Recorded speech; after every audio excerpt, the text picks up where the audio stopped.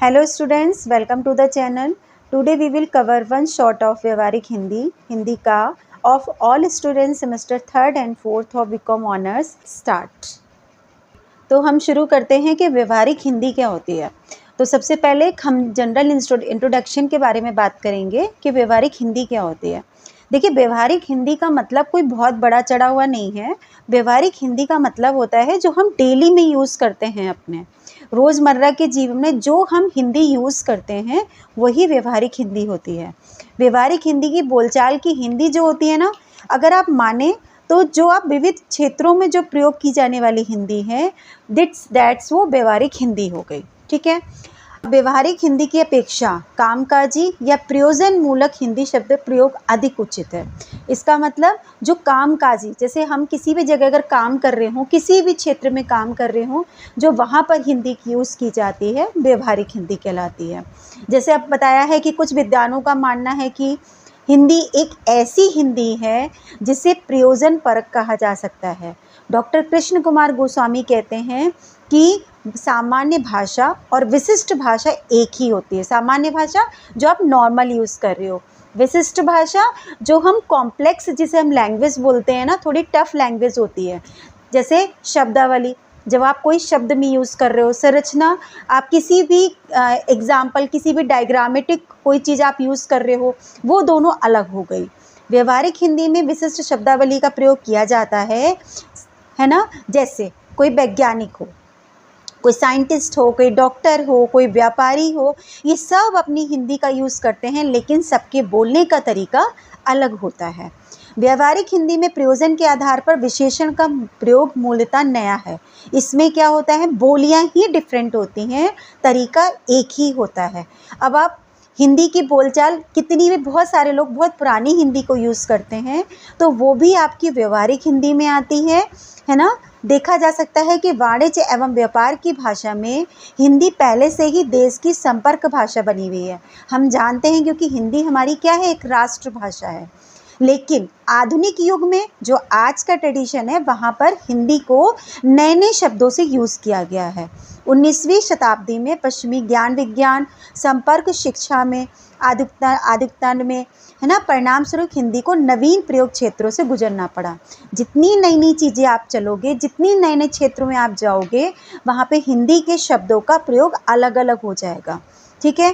संदर्भों, स्थितियों और कार्यों की दृष्टि से क्या हुआ, विषम रूपी बनती चली जा रही है। भाषा क्या समरूपी होती है, लेकिन उसके जो भेद होते हैं वो कैसे हो जाते हैं, विषम रूपी हो जाते हैं। जैसे रेलगाड़ी, बस या धार्मिक स्थलों में व्यवहारिक हिंदी का प्रयोग किया जाता है। इसे लोग अपनी सूझबूझ से समझ लेते हैं।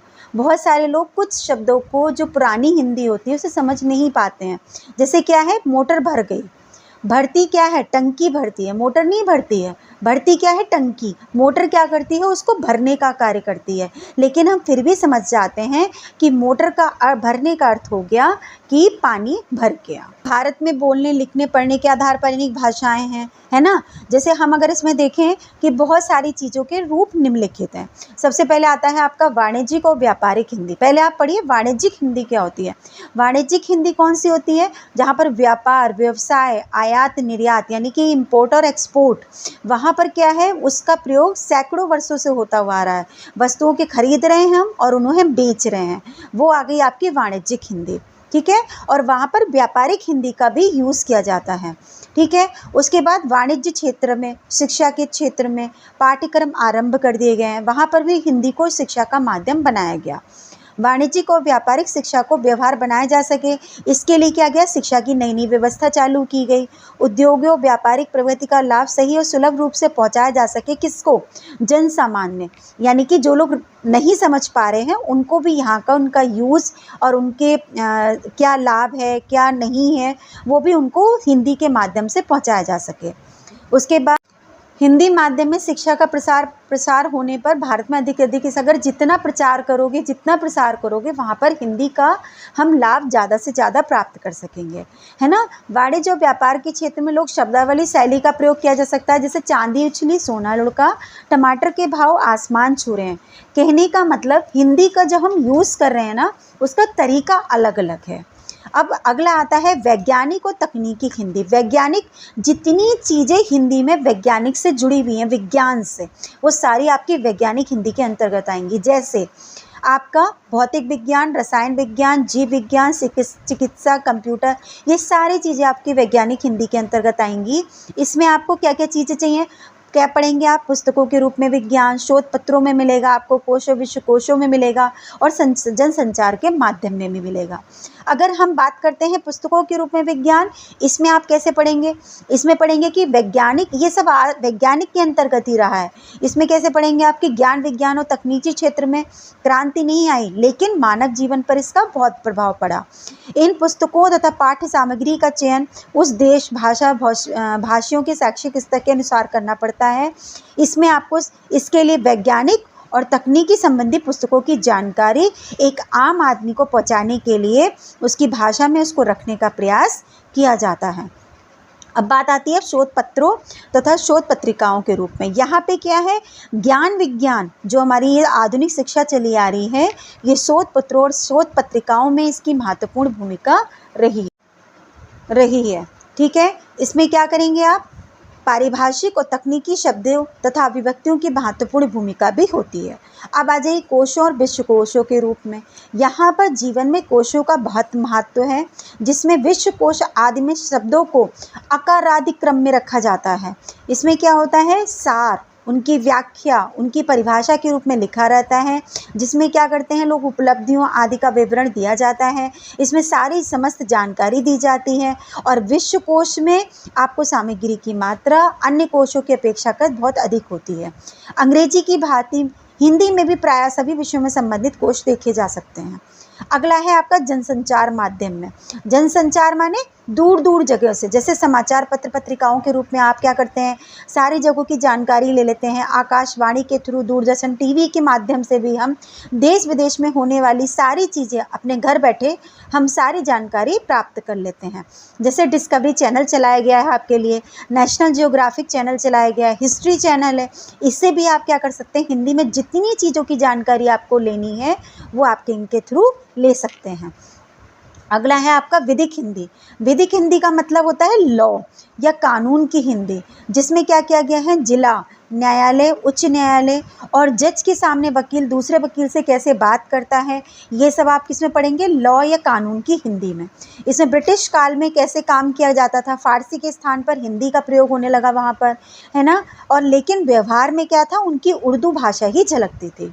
अंग्रेजी भाषा विविध रूप से विविधि की भाषा बन गई। अब क्या है, पहले क्या होता था, हिंदी का प्रयोग ज़्यादा किया जाता था, है ना। अब क्या है, अब इंग्लिश का प्रयोग हिंदी की अपेक्षा कम किया जाने लगा।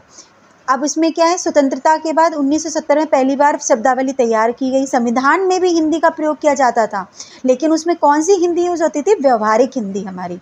अब आता है कार्यालय हिंदी। कार्यालय हिंदी का मतलब होता है जो आपके कार्यालयों में, ऑफिसेस में यूज़ होती है। सरकारी कार्यालय, गैर सरकारी कामकाज की भाषा को कार्यालय भाषा कहा जाता है, जो कि आप अपनी लास्ट क्लास में भी बहुत अच्छे से इसकी जानकारी ले चुके हैं।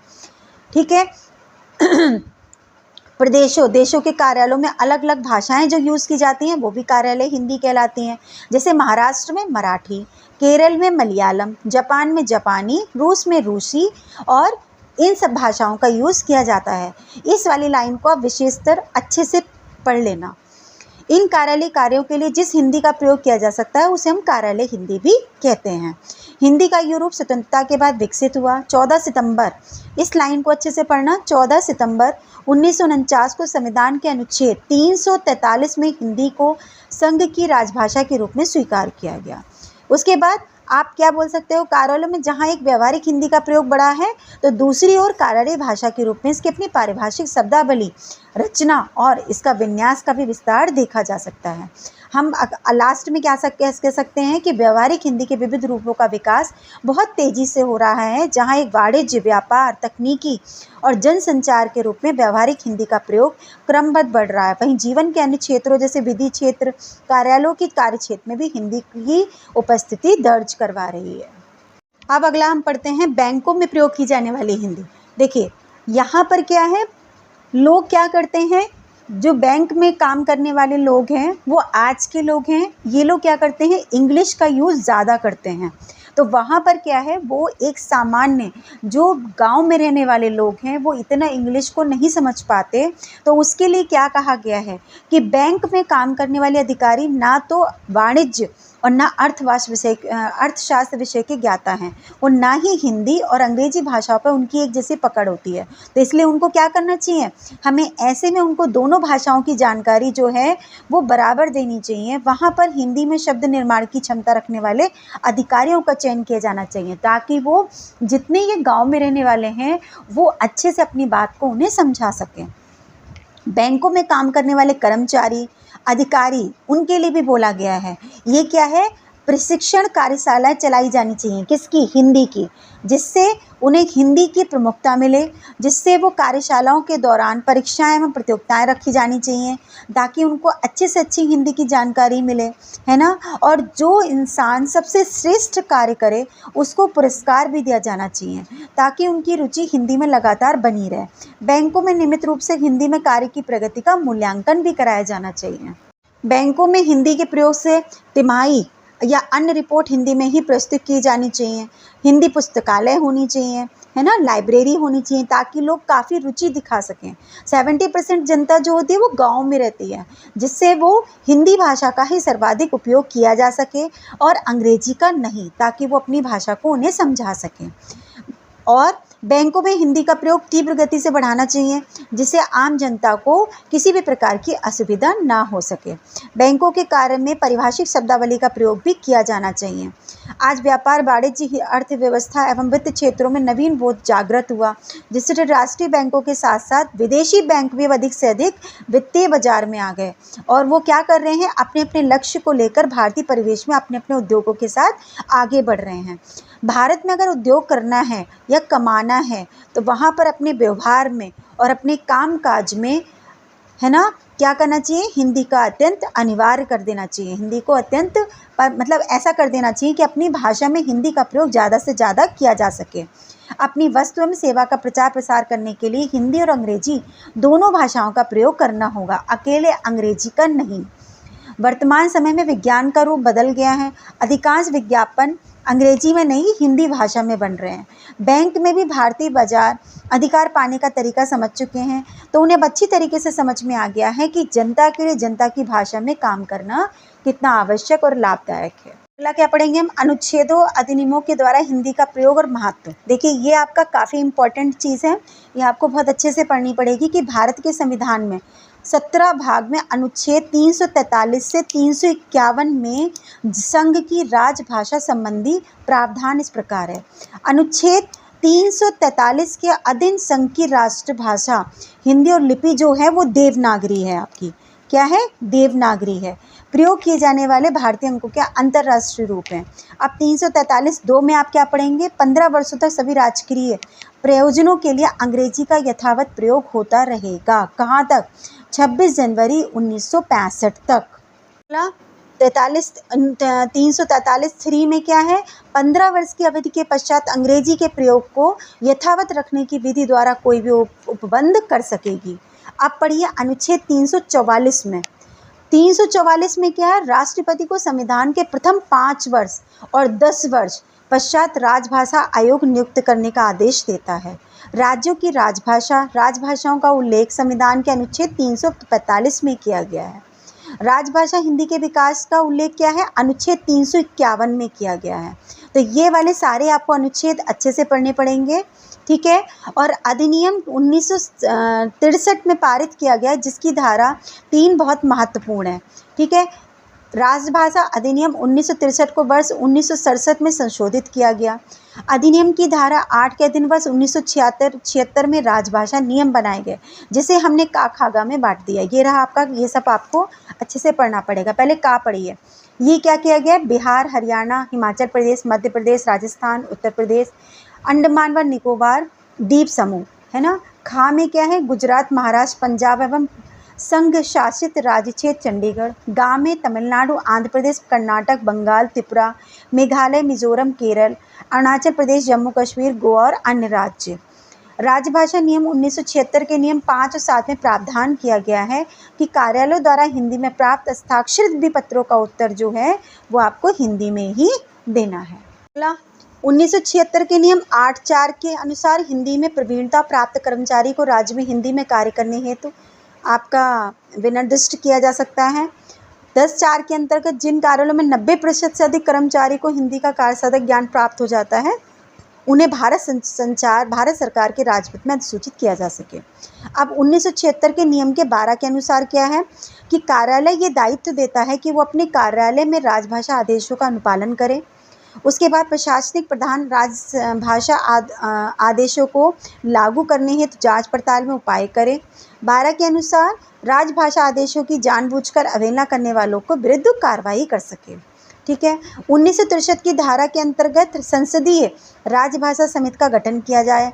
और संसदीय राजभाषा क्या है, इनके अंतर्गत आपके केंद्रीय गृह मंत्री होते हैं।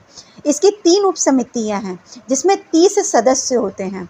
इनमें से 20 सदस्य आपके लोकसभा से होते हैं और 10 सदस्य आपके राज्यसभा से होते हैं। ठीक है। 1963 के राज्यसभा, 1976 के राज्यसभा की नियमित हिंदी भाषा प्रदेशों में बैंकों के कार्यालय, प्रेस, सूचना, करार, लाइसेंस, पाठ सामग्री, पासबुक, चेकबुक, बैंकों की तिमाही, छमाही, ये सब चीज़ें आपकी हिंदी में प्रयोग की जानी चाहिए। कार्यशालाएं, प्रतियोगिताएं, प्रोत्साहन, ये सारी चीज़ें समय समय पर हिंदी में ही करवानी चाहिए, है ना, जिससे क्या हो, अधिकारियों के अंतर्गत हिंदी के प्रति रुचि रहे। बैंकों में मासिक त्रैमासिक हिंदी पत्रिकाएं भी प्रकाशित होने लगी हैं। अतः क्या कहा जा सकता है कि बैंकों में प्रयोग करने वाली हिंदी का विकास तीव्र गति से हो रहा है, जिसका लाभ आम जनता को प्राप्त हो रहा है। अब क्या है, संपर्क भाषा के रूप में हिंदी का प्रयोग। संपर्क भाषा से सब अभिप्राय क्या है, उस भाषा से है कि जिस समाज के या विभिन्न वर्गों के बीच आप सेतु के रूप में काम करवाते हैं। संपर्क भाषा भिन्न भिन्न बोलने वाले अनेक वर्गों के बीच में भावों और विचारों के आदान प्रदान के रूप में उपस्थित होती है। डॉक्टर महेंद्र सिंह राणा के अनुसार क्या है कि परस्पर विरोधी भाषा या भाषाओं की उपस्थिति के कारण जिस सुविधाजनक विशिष्ट भाषा के माध्यम से 2 व्यक्ति, 2 प्रदेश, राज्य और 2 देश संपर्क स्थापित कर पाते हैं, उनको हम संपर्क साधक भाषा या संपर्क भाषा कहते हैं। अब आती है आपकी बम्बैया हिंदी, कलकतिया हिंदी, हैदराबादी हिंदी। देखिए, इसका तो इसी से मीन्स पता चल रहा है। बम्बैया बम्बई में प्रयोग की जाने वाली, कलकतिया कलकत्ता की तरफ, और हैदराबादी हैदराबादी। संसार में मनुष्य एक ऐसा प्राणी है जो अपने हृदय में उत्पन्न भावों और विचारों को एक भाषा के लिए, जब तक आपको किसी अच्छी भाषा का ज्ञान नहीं होगा, तब तक आप अपनी अभिव्यक्ति, अंदर की बात को सही आप नहीं बता सकते किसी के लिए। मनुष्य के विकास क्रम में भाषा का निर्माण हुआ। समाज में रहते हुए मनुष्य एक दूसरे के संपर्क में आया, जिससे क्या हुआ, वहाँ पर भाषा की आवश्यकता हुई। उस चीज़ को बताने के लिए आपने क्या किया, हिंदी में रहने वाला अपनी हिंदी की भाषा का यूज़ करेगा, अंग्रेजी वाला अंग्रेजी की भाषा का यूज़ करेगा। जन्म के समय बच्चे को कोई भी प्रकार का ज्ञान नहीं होता, अतः वो क्या करता है, अपना माता परिवार से ग्रहण की जाने वाली शिक्षा, है ना, शिक्षक के द्वारा सही बोलने की क्षमता उत्पन्न होती है। भाषा वो संपत्ति है जो निरंतर परिवर्तनशील होती है। भाषा की परिभाषा अलग अलग विद्वानों के अनुसार अलग अलग दी गई है। जैसे डॉक्टर मंगल शास्त्री क्या कहते हैं, मंगलदेव शास्त्री, कि भाषा मनुष्य की वो चेष्टा है या वो व्यापार को कहते हैं जिससे मनुष्य अपने उच्चारण प्रयोगी शरीर अवयवों के उच्चारण से किए जाने वाले भावात्मक शब्दों द्वारा अपने आप को प्रकट करते हैं, जिसमें हम मौखिक लिखित भाषा द्वारा अपने भाव को व्यक्त कर सकते हैं। अब डॉक्टर भोलानाथ तिवारी क्या कहते हैं कि भाषा निश्चित प्रयत्न के फलस्वरूप मनुष्य के मुख से वो सार्थक ध्वनि समष्टि है जिसका विश्लेषण और अध्ययन हो सके। पढ़ते हैं बम्बैया हिंदी का प्रयोग। बम्बैया हिंदी का मतलब क्या है, ये मुख्यतः महाराष्ट्र में बोली जाती है। बम्बैया हिंदी का प्रयोग, है ना, हिंदी फिल्मों में देखने को मिलता है। यानी कि आरंभ में बम्बैया या फिल्मी हिंदी का प्रयोग बदमाशों, गुंडों, निम्न लोगों की भाषा के रूप में किया जाता था। ये आपका अपुन, जैसे तेरे को, मेरे को, खोपचा, काय को आदि शब्द देखने को मिलते हैं। ये इसका मतलब अगर आपके पास ये वाले शब्द आ रहे हैं तो आप समझ जाइए ये आपकी बम्बैया हिंदी है। जैसे फिल्म मुन्ना भाई जो आई थी, उसमें संजय दत्त किस प्रकार से बम्बैया हिंदी का प्रयोग करते थे, है ना, वो इसी तरीके से करते थे। आसपास का वातावरण भी उसमें लिप्त होता है। उसी प्रकार कंपनी फिल्म में बदमाशों, गुंडों से संबंधित भाषा का प्रयोग दिखाया गया है। अंडरवर्ल्ड की फिल्म में भी इसी तरीके की भाषा का प्रयोग होता है। कौन सी भाषा, बम्बैया हिंदी। अब आइए कलकतिया हिंदी। कलकतिया हिंदी का मतलब हुआ कोलकाता, है ना, जहाँ पे कोलकाता के लोग यूज़ करते होंगे। पश्चिम बंगाल राज्य की राजधानी कोलकाता के नाम से जानी जाती है। यहाँ पर क्या है, कला, इतिहास और साहित्य के क्षेत्र में यहाँ पे अहम भूमिका निभाई गई है। हिंदी क्षेत्र में मौजपुर प्रदेश के कई लोग कोलकाता में आश्रित हो गए, लेकिन हमें क्या करें, उनका प्रभाव इस पर दिखाई देता है। कोलकाता में हिंदी का प्रयोग काफ़ी पुराना इतिहास देखा जा सकता है। इसमें पश्चिम बंगाल का भी काफ़ी योगदान है। यहाँ पर कोलकाता में एक फोर्ट विलियम कॉलेज है जिसमें बांग्ला और हिंदी का अध्यापन एक साथ हुआ। यहाँ पर रविन्द्रनाथ टैगोर, ईश्वरचंद विद्यासागर और आपके भारतेंदु हरिश्चंद्र ने हिंदी के प्रचार प्रसार में महत्वपूर्ण भूमिका निभाई है। कोलकाता एक बहुभाषी महानगर है जिसमें हर प्रांत के लोग रहते हैं। यहाँ की भाषा बांग्ला है, उसके बाद भी हिंदी यहाँ पर बोली जाती है। साहित्य, व्यवसाय, मनोरंजन के आधार पर इसे देखा जाए तो हिंदी महत्वपूर्ण रूप से विकास कर रही है। कोलकाता में भाषा के सांस्कृतिक रूप को अधिक महत्व दिया जा सका। कोलकाता में अधिकांश लोग बांग्ला बोलते हैं, लेकिन राजधानी में भोजपुरी, मैथिली आदि भाषा का भी प्रयोग किया जाता है। यहाँ पर कलकतिया हिंदी का जन्म और विकास हुआ। सामान्य बोलचाल, व्यापार और भाषा बाजार की भाषा बन गई। हैदराबादी हिंदी क्या होती है? यहाँ पर मध्यकाल और आधुनिक युग में विभिन्न मुस्लिम शासकों ने हैदराबाद पर प्रशासन किया। हैदराबाद में शुरू से ही उर्दू का प्रचलन हुआ। आधुनिक युग तक उर्दू या हिंदुस्तानी जन सामान्य की संपर्क भाषा के रूप में प्रचलित हुई। वहाँ पर नवाबों, सुल्तानों का अधिकार होने के कारण उर्दू का प्रचलन ज़्यादा रहा। आंध्र प्रदेश, कर्नाटक के क्षेत्र में जन सामान्य की ओर संपर्क भाषा के रूप में चलती रही। बाद में उर्दू मिश्रित भाषा के रूप में प्रयोग की जाने वाली लगी।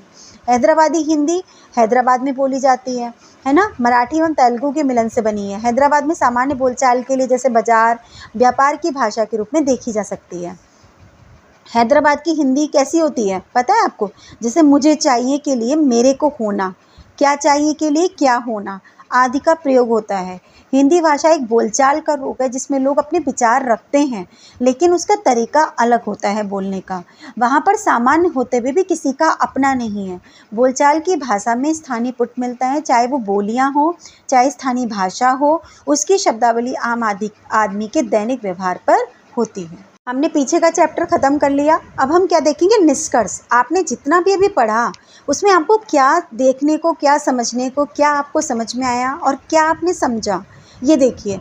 व्यवहारिक हिंदी पढ़ी ना आपने, जहाँ पे जन सामान्य और विशिष्ट वर्ग के समस्त औपचारिक कार्यों, कार्यालय पढ़ी। व्यापारिक हिंदी पढ़ी, वैज्ञानिक पढ़ी, प्रशासनिक विविधि नहीं।